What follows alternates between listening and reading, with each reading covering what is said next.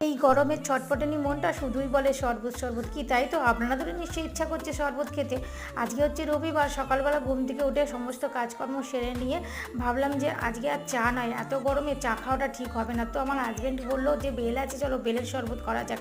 তো বেলের শরবত করার জন্য বেলটাকে ফাটিয়ে নিয়ে জল দিয়ে ভালো করে গুলে হাত দিয়ে চটকে চটকে ভালো করে যে পাল্পগুলো আছে সেগুলোকে বার করে দিয়ে তারপরে একটা ছাঁকনির সাহায্যে আমি ভালো করে ছেঁকে নিচ্ছি, যাতে দানা টানা না থাকে। সেই দানাগুলোকে আমি ছেঁকে ফেলে দিতে পারি।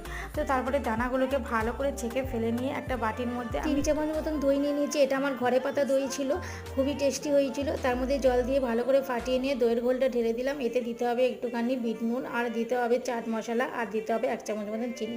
চিনিটা নিজেদের মতন স্বাদ অনুযায়ী দেবেন। তারপরে গ্লাসের মধ্যে বরফ দিয়ে বাস ঢেলে নিলাম, হয়ে গেল রেডি দইয়ের ঘোল। সকালবেলা চায়ের থেকে আমার মনে হয় এটাই বেস্ট। কি আপনারাও খাচ্ছেন তো বাড়িতে? মন প্রাণ গরমে ঠান্ডা করার জন্য এটাই বেস্ট।